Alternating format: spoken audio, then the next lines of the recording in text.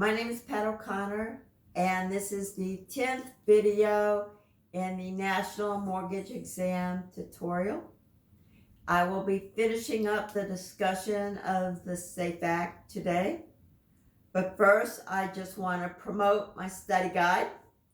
It's available on Amazon, and if you prefer or you would benefit from having the printed version, that book is available to you in both Kindle and paperback.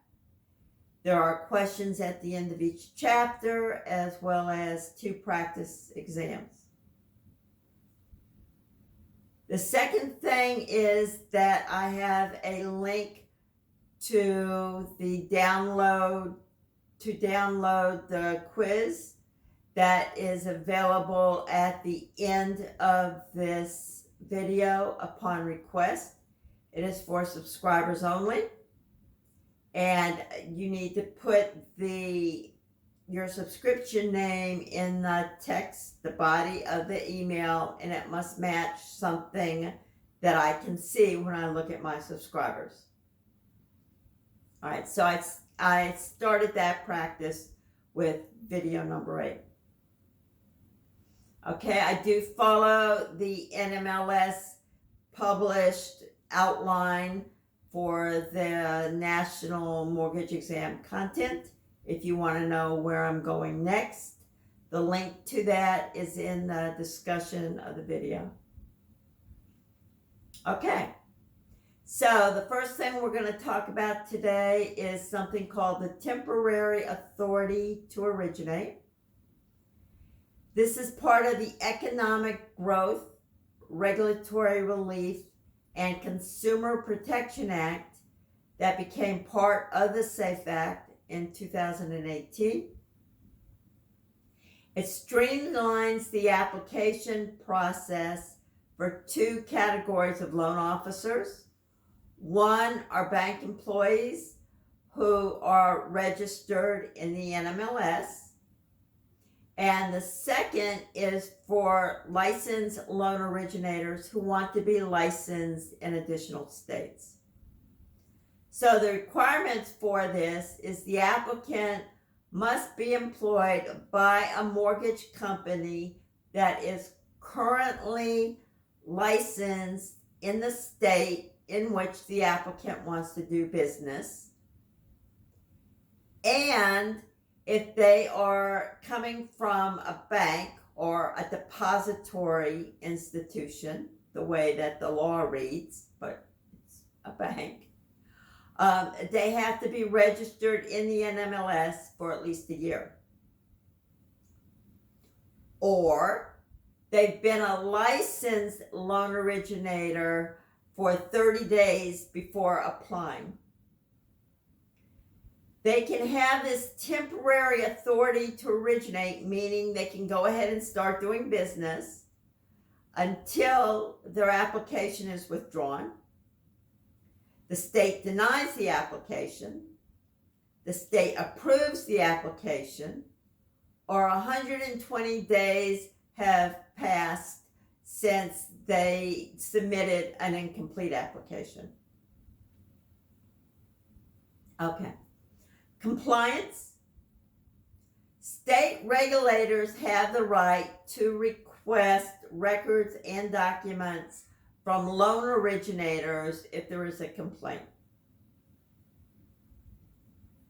Specific prohibited acts that loan originators cannot do is 1, they cannot pay or share advertising with a real estate agent.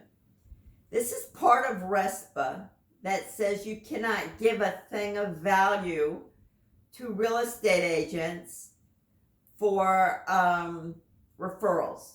So it pretty much applies to real estate agents, companies involved in the closing that typically are real estate agents, mortgage brokers, and title companies. Okay, so nothing of value in paying for their share of advertising would be considered a thing of value.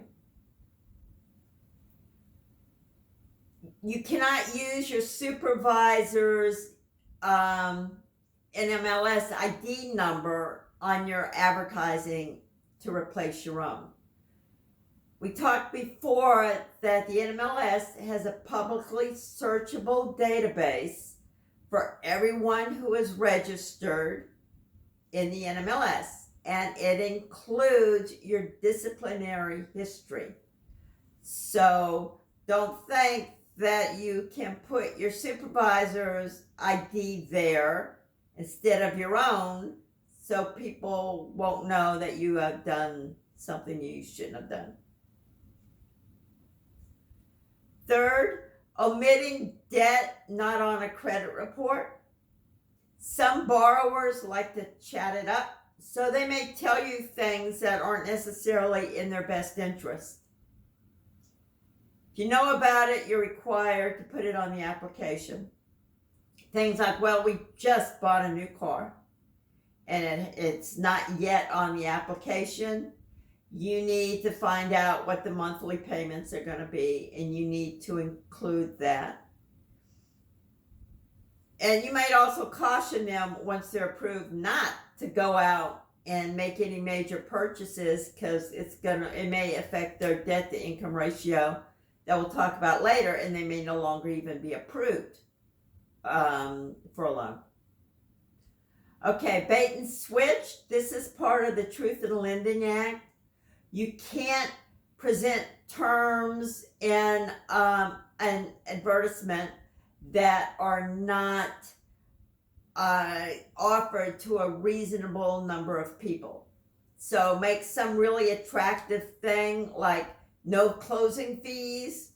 Lender will pay $2,000 in closing costs. And then they come and they want to do business with you, and you say that's not available anymore. It has to be available to at least a reasonable number of people.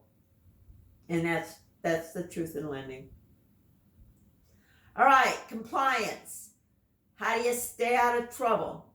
Well, for one thing, you need to cooperate with authorities if they request to look at your books and records. All right, they could do it as a complaint. They could do it if they're just doing a general audit. They may try and audit every, mortgage company every 2 years, depending on your state. Okay, you need to cooperate.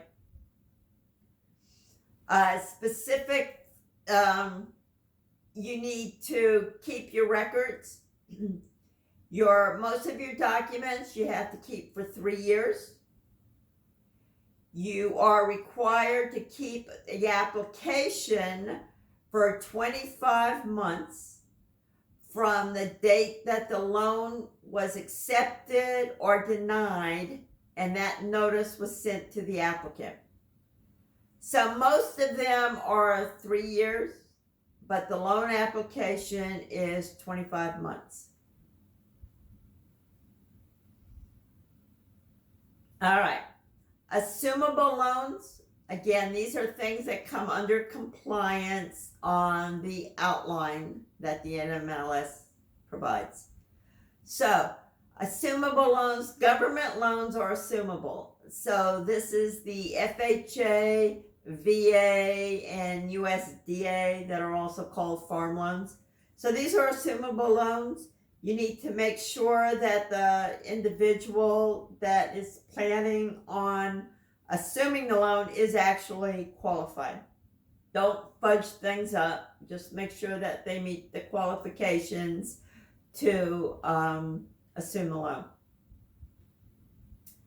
Permissible acts for loan originators. The only thing I can think of that the NMLS people that came up with this outline is to tell you the definition of a loan originator. I don't know what else specifically they would say are permissible. So I'll read them. It was in a different video, but I will repeat it here. Take a loan application. Arrange for a credit transaction. Assist a consumer in applying for credit.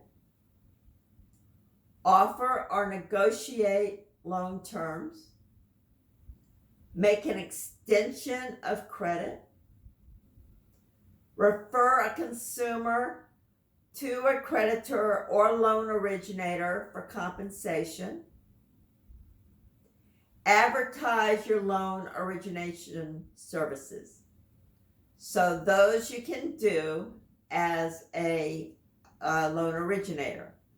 Another video, we went through what you can do if you're not licensed. So I believe that was a previous video, which would have been video number 9, but could have been video number 8. Okay, violations. What's going to get you in trouble? There are 14 points that the SAFE Act lists, which may result in maximum civil penalty of $25,000 per offense, and criminal charges may apply in some cases, right? Definitely in fraud. So I'm just going to read these to you, and maybe when you take the exam, you'll hear my voice in your head. Lucky you. If you cannot intentionally mislead or defraud anyone, including borrowers and lenders, engage in any unfair or deceptive practice, obtain property by fraud or misrepresentation, require borrowers to sign a contract in which they agree to pay a loan origination fee, even if they don't obtain a loan. Advertise or agree to loan terms that aren't available. Engage in regulated practices without a license. Fail to make your required disclosures. Right, you got 3 days for this, 3 days for that. Failure to comply with state or federal laws. That can get you big fines, jail time, right? RESPA, TILA, and just be careful. Make false statements regarding available loan terms. So they kind of dance around this one multiple times, so be careful. Make false statements or negligent omissions in the NMLS reports or to investigating state or government officials. Make any payment, threat, or promise in order to influence an appraiser or anyone else involved in the process of obtaining an approval for a mortgage loan. Now, some of that temptation is not as great as it used to be, since the lender now appoints the appraiser. And there's, from what I understand, a Chinese wall between individuals that are approving the loan and the ones that are appointing which appraiser is going to be for which deal. You cannot attempt to collect a prohibited fee. You cannot cause a borrower to obtain property insurance coverage in an amount that exceeds the replacement cost of the improvements as established by the property insurer. Now, this might have to do with some people. A lot of companies have umbrella companies. So you might actually have like a mortgage company that's also a real estate company that also does title insurance, that also does property insurance. So that's, or somebody may offer you a kickback for, from the property insurance. Don't do it. You fail to account for third-party funds. So these are, if anything's in escrow funds, I'm trying to think off the top of my head what a loan originator would take in, because you pay maybe credit card, give them the credit card so that you can run the credit report. Application fees. That's about it for a loan originator, because the appraiser is usually paid at the door by the borrower, and the down payment money, the good faith money, goes to the title company. So I'm thinking right now it's application fees and credit card fees. Okay, advertising. The NMLS unique identifier must be included in all your advertising. Yours personally has to be on those ads. And again, remember, mind your P's and Q's, because people can look you up and see your disciplinary history in that database. Okay, the last thing is going to be a personal story. On the outline, it's called General Loan Origination Scenarios. And I'm going to give this to you, and it happened this year. I'm going to give it to you from the point of view of a real estate agent and what I did and what an unscrupulous loan officer could have done. I had someone come to me as a real estate agent saying they wanted a multifamily property. It was for an FHA loan, and the wife says she was buying the property for her husband. Okay. FHA does not provide financing for properties unless the owners are living in one of the units. So right there, that's a red flag. Don't know a lot of wives who are going to buy a separate unit for the husband. Okay, but maybe. But then they didn't care about the neighborhood. We just want a place. Not many people where it's going to be owner occupied don't care about the location. They didn't care if it was already leased. And this is where it comes in, as you, as a loan originator, your hair should bristle. Because if it's already leased, you're going to probably, the underwriter is going to request proof that it's leased. So you'll have the leases to present. And if it's a fourplex, maybe you may be tempted to only present 3 out of the 4 leases. So it'll say, well, this man can live in the unleased unit. Don't do it. My hair was on end. And then they had a pre-qualification letter, which typically means, the loan originator just talked to them and said, yeah, on the basis of this, yeah, they may get this loan. Versus a pre-approval where you're actually supposed to, or the historical interpretation of a loan approval letter is you have run it through Desktop Underwriter and they are approved. And Desktop Underwriter is a software that they use, and it can do like automatic approvals based on everything you put in here. There's a very high probability that this individual will be approved when it comes time, to submit. So I told them I needed a loan approval letter, and then they immediately came back with something that they said the loan originator had changed the title from loan pre-qualification to loan, pre-approval.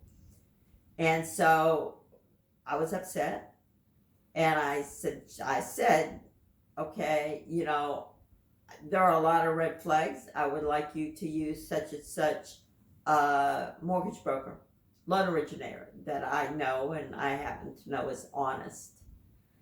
And they were very upset. They wrote a very nasty review on Google. And so that's the price you pay. But to the bottom of my toes, to the top of my head, they were going to commit mortgage fraud. So that's one thing in a loan origination scenario. You also have a better chance of being approved when you buy one of these multifamilies if all the units or some of the units are already leased. So it is not unheard of for loan originators to make up their own leases and submit those to the application process. So those are some of the kinds of things that you have to be aware of. It's called mortgage fraud. You can go to jail. It's a felony. Okay, so that's the end of this week's. Next week will be on a different topic. Again, please subscribe, even if you don't want the quizzes. You won't miss any of the upcoming videos.